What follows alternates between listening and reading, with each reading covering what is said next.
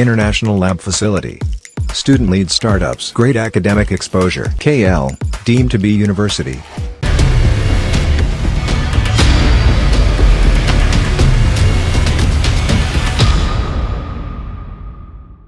ఆంధ్రప్రదేశ్లో ఎన్నికలు దగ్గర పడుతున్న కొద్దీ రాజకీయ వేడి మరింత హీటెక్కుతోంది. అవును, ఎన్నికలు దగ్గర పడుతున్న కొద్దీ నియోజకవర్గంలో వేడి మరింత పెరుగుతుందని చెప్పుకోవాలి. ఈ నేపథ్యంలో ఈరోజు మనం మాట్లాడుకోబోతున్నాం ఉమ్మడి కర్నూలు జిల్లాకు సంబంధించి మరొక ఇంట్రెస్టింగ్ నియోజకవర్గం ఆలూరు. అవును, ఆలూరులో ఎవరు ఆ ఊరిని సొంతం చేసుకోబోతున్నారు, ఎవరు ఎమ్మెల్యేగా అసెంబ్లీలోకి అడుగుపెట్టబోతున్నారు, ఏ పార్టీ ఎటువంటి వ్యూహాలతో ఏ అభ్యర్థిని బరిలోకి దించింది, వాళ్ళ వ్యూహాలేంటి, ప్రతి వ్యూహాలేంటి, సామాజిక వర్గాల పరంగా అక్కడ ఎటువంటి ప్రభావం చూపించే అవకాశం ఉంది, అలాగే వీటన్నిటికి సంబంధించి మాట్లాడుకునే ప్రయత్నం చేద్దాం. ముందుగా ఏ పార్టీ ఎవరిని బరిలోకి దించిందో చూద్దాం. Here it is. వైసీపీ బరిలోకి దించింది ఆలూరు ఎమ్మెల్యే అభ్యర్థిగా విరూపాక్షిని. అలాగే తెలుగుదేశం పార్టీ బరిలోకి దించింది ఎమ్మెల్యే అభ్యర్థిగా వీరభద్రగౌడ్ని. వీళ్లకు సంబంధించి ప్రొఫైల్స్ చూసే ప్రయత్నం చేద్దాం. ముందుగా వైసీపీ నుంచి విరూపాక్షి ప్రొఫైల్ చూస్తే కనుక బీసీ బోయ సామాజిక వర్గానికి చెందిన నేత విరూపాక్షి రైల్వే కాంట్రాక్టర్ కూడా అయినా 2001 నుంచి కాంగ్రెస్లో ఉన్నారు. 2011లో వైసీపీలో చేరారు. ఆ తర్వాత ఆయన వ్యూహాలతో ముందుకు వెళుతున్న పరిస్థితి. 2019లో చిప్పగిరి మండల జడ్పీటీసీగా ఎన్నికయ్యారు విరూపాక్షి. 2024 ఎన్నికల బరిలో అనూహ్యంగా ఆయన ఇన్ఫాక్ట్ ఎమ్మెల్యే బరిలోకి వచ్చారని చెప్పుకోవచ్చు విరూపాక్షి. ఇది వైసీపీ నుంచి బరిలోకి దిగుతున్న విరూపాక్షికి సంబంధించిన ప్రొఫైల్. ఇక తెలుగుదేశం పార్టీ బరిలోకి దించింది బి వీరభద్రగౌడ్ని. ఈయన ప్రొఫైల్ చూస్తే కనుక బీసీ లింగాయత సామాజిక వర్గానికి చెందిన నేత వీరభద్రగౌడ. తండ్రి బసన్న గౌడ టీడీపీలో ఉన్నారు. శ్రీశైలం దేవస్థానం బోర్డు సభ్యుడిగా ఉన్నారు.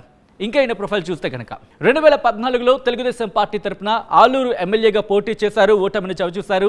2014 నుంచి 2019 ఈ మధ్యకాలంలో టీడీపీ నియోజకవర్గ ఇన్ఛార్జిగా పనిచేశారు వీరభద్రగౌడ. ఇది ఈయనకి సంబంధించిన ప్రొఫైల్. ఒకసారి ఆలూరు నియోజకవర్గానికి సంబంధించి చూసే ప్రయత్నం చేస్తే కనుక కర్నూలు లోక్సభ స్థానంలో భాగం ఆలూరు నియోజకవర్గం. బోయ సామాజిక వర్గం ఓట్లు అధికంగా ఉన్నాయన్న మాట వినిపిస్తుంటుంది ఇక్కడ. దీంతో పాటు దేవరకొండ, హోలగుంద, అలాగే హలహర్వి, ఆలూరు, అస్పరి, చిప్పగిరి మండలాలు ఆలూరు నియోజకవర్గ పరిధిలోకి వస్తాయి. ఇక్కడ సామాజిక వర్గాల పరంగా ఎవరు ఎన్ని ఓట్లు కలిగి ఉన్నారనేది చూసే ప్రయత్నం చేద్దాం. ఇక్కడ బోయ సామాజిక వర్గానికి సంబంధించి 75,000 ఓట్లు ఉన్నాయి. కురువ అలాగే గొల్ల సామాజిక వర్గానికి సంబంధించి 50,000 ఓట్లు ఉన్నాయి. ఎస్సీ సామాజిక వర్గానికి సంబంధించి 25,000 ఓట్లు, అలాగే ముస్లిం సామాజిక వర్గం 20,000 ఓట్లు, అలాగే పింజారి సామాజిక వర్గం 17,000 ఓట్లు ఉన్న పరిస్థితి. ఈ నేపథ్యంలో ఇక్కడ ఎవరు ఏ మేర ప్రభావితం చూపించే అవకాశం ఉంది, అట్ ద సేమ్ టైం ఇక్కడ డిసైడింగ్ ఫ్యాక్టర్స్ ఏంటి, ఎవరు విజయ అవకాశాలు ఏ విధంగా ఉన్నాయి తెలుసుకుందాం. మా ప్రతినిధి హుసైన్ అప్డేట్స్ అందించబోతున్నారు. హుసైన్, చాలా ఇంట్రెస్టింగ్ నియోజకవర్గం కింద చెప్పుకోవాలి ఆలూరు. ఎందుకంటే వీరభద్రగౌడ ఆయన తెలుగుదేశం పార్టీ నుంచి పోటీ చేస్తున్నారు, అలాగే వైసీపీ నుంచి కూడా చాలా ఇంట్రెస్టింగ్ పోటీ ఉన్న పరిస్థితి. ఇక్కడ ఎవరి వ్యూహాలు ఏంటి, ఎవరి ప్రతి వ్యూహాలు ఏంటి, డిసైడింగ్ ఫ్యాక్టర్స్ ఏంటి, ఎటువంటి అంశాలు ఇక్కడ ప్రభావితం చూపించబోతున్నాయి, అలాగే విరూపాక్షికి సంబంధించి వైసీపీ నుంచి బరిలోకి దిగుతున్నారు. సో అనూహ్యంగా తెర మీదకి వచ్చిన పేరుని చెప్పుకోవాలి. ఏంటి ఇక్కడ ఎటువంటి పరిస్థితి ఉంది? సచిన్, ఆలూరు నియోజకవర్గం డిఫరెంట్ రాజకీయం నడుస్తుంది. ఎందుకంటే ఇది బీసీ నేతలకు బీసీ అవేర్నెస్ ఉన్నటువంటి ఈ నియోజకవర్గంలో తప్పనిసరిగా బీసీలే పోటీ చేసేటువంటి పరిస్థితి వచ్చింది. నేపథ్యంలోనే ఇద్దరు కూడా అటు టీడీపీ అయినా ఇటు వైసీపీ అయినా గత కొంతకాలంగా గత ఎన్నికల్లో చూసుకుంటే టీడీపీ కోట్ల శ్వేతమని బరిలో దింపినటువంటి నేపథ్యం ఉంది. అయితే అంతగా వైసీపీ పార్టీ వాల్మీకి సామాజిక వర్గానికి సంబంధించిన నేత గుమ్మనూరు జయరాంని బరిలో దింపారు. అయితే తను వరుసగా 2 సార్లు గెలిచారు. 3వసారి కూడా గెలవాలి అనేటువంటి నేపథ్యంలో టీడీపీ వైసీపీ పార్టీ సంబంధించినటువంటి సీటు ఆశించిన నేపథ్యంలో అతనికి సీట్ ఇవ్వలేదు వైసీపీ అధిష్టానం. ఈ నేపథ్యంలోనే తప్పనిసరిగా నాకు ఆలూరు నియోజకవర్గ సీటే కావాలి, ఎమ్మెల్యేగా నేను పోటీ చేస్తాను, ఎంపీగా వెళ్ళను అనేటువంటి నేపథ్యంలోనే తన పార్టీ మారారు. టీడీపీ పార్టీలో చేరి తీర్థం పుచ్చుకున్నారు. గుంతకల్ సీట్లు తీసుకుని అక్కడి నుంచి పోటీ చేసేటువంటి పరిస్థితి. ఈ నేపథ్యంలోనే తప్పనిసరిగా చివరి దాకా టీడీపీ అధిష్టానానికి హెడ్ఏక్ గా మారింది. అక్కడ ఉత్కంఠగా రేపినటువంటి నియోజకవర్గం ఆలూరు. ఎందుకంటే ఈ ఆలూరు నియోజకవర్గంలో టీడీపీలో 5 గ్రూపులు ఉన్నాయి. గుమ్మనూరు జయరాం చేరిన తర్వాత గుమ్మనూరు జయరాం ఒక వర్గం, వీరభద్రగౌడ్ ఒక వర్గం, అదేవిధంగా కోట్ల శ్వేతమ్మ మరో వర్గం, కోట్ల వైకుంఠం మల్లికార్జునతో పాటు వైకుంఠ ప్రసాద్, వైకుంఠ జ్యోతి, ఈ 5 గ్రూపులకు సంబంధించినటువంటి టీడీపీ నాయకులు నేతలంతా కూడా ఎవరికి వారే సీట్ల కోసం ప్రయత్నాలు చేసినటువంటి నేపథ్యంలోనే చివరి దాకా ఉత్కంఠగా పెండింగ్ లో పెట్టినటువంటి పరిస్థితి కనిపించింది. లాస్ట్ చివరి జాబితాలో పేరు అనౌన్స్ చేశారు వీరభద్రగౌడ్ సామాజిక వర్గం లింగాయత్ సామాజిక వర్గం నేత, బీసీ నేత. ఇతను గతంలో 2014 ఎన్నికల్లో పోటీ చేశారు.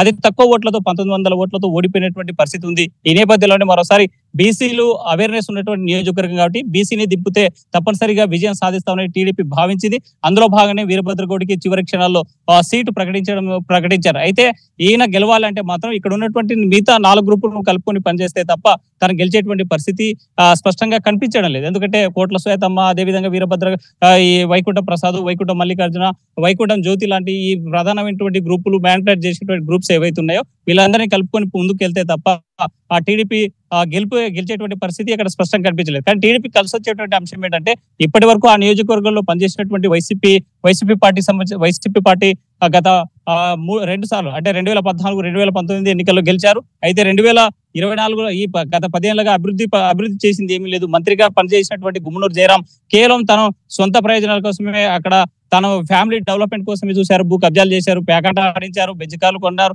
అనేటువంటి అనేక విమర్శలు వచ్చిన నేపథ్యంలో తన పార్టీ మారడం జరిగింది. అయితే ఈ గ్రూప్ అంతా కూడా కలిసి వచ్చి తన వీరభద్రగౌడు గెలుపు కోసం పనిచేస్తామనేసి ఇప్పటికే స్పష్టమైన సంకేతాలు చెప్పారు. ఆ గ్రూప్ అంతా కూడా కమిట్మెంట్ గా పనిచేస్తుంది. ఎందుకంటే వైసీపీ అధిష్టానం మీద అసంతృప్తితో ఆ పార్టీ మీద ఉన్నటువంటి వ్యతిరేకతతో ఈయన కలిసి వచ్చేటువంటి అంశాలు ఆ గ్రూప్ పూర్తి స్థాయిలో పనిచేస్తే తప్ప వీరభద్రగౌడు గెలిచేటువంటి పరిస్థితి స్పష్టంగా కనిపించడం లేదు. అయితే మరోవైపు మన ఎవరైతే విరూపాక్షి ఉన్నాడో వైసీపీ పార్టీ నుంచి పోటీ చేస్తున్నాడు. తను వాల్మీకి సామాజిక వర్గానికి సంబంధించిన నేత. తను ఆ నియోజకవర్గంలో డిసైడెడ్ ఫ్యాక్టర్ గా ఉన్నటువంటి ఓటు బ్యాంకు 76,000 ఓట్లు ఉన్నాయి వాల్మీకి సామాజిక వర్గం. తర్వాత యాదవ సామాజిక వర్గం కూడా మిగతా సామాజిక వర్గాలు ఉన్నటువంటి పరిస్థితి ఉంది. అయితే గ్రూపు ఈ విరూపాక్షి కంపల్సరీ గెలవాలంటే మాత్రం తను పూర్తి స్థాయిలో 6 మండలాల్లో ఉన్నటువంటి వైసీపీకి సంబంధించిన నేతలంతా కూడా ఏకం చేసుకోవాలి. ఎందుకంటే గుమ్మనూరు జయరాం ఇప్పటిదాకా మంత్రిగా ఉన్నారు.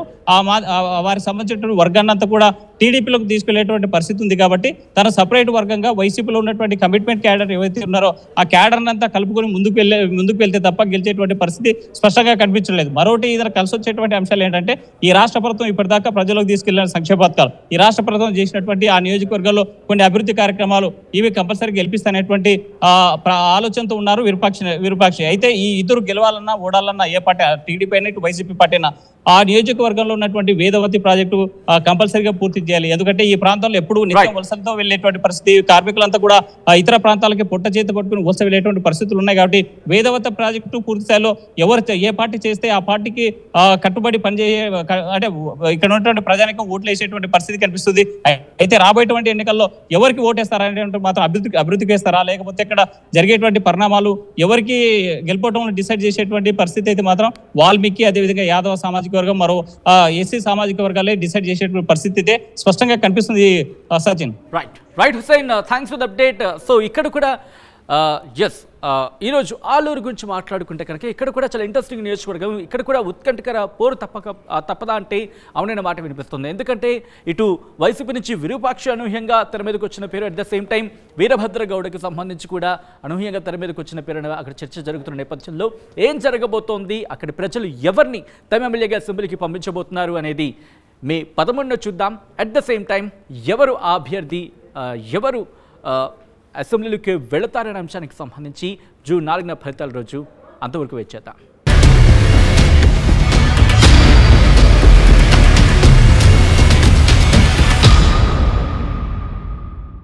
మరిన్ని వీడియోస్ కోసం ఛానల్ ని సబ్స్క్రైబ్ చేయండి. లేటెస్ట్ అప్డేట్స్ కోసం వాట్సాప్ ఛానల్ ని ఫాలో చేయండి. అండ్ లింక్ డిస్క్రిప్షన్ లో ఉంది.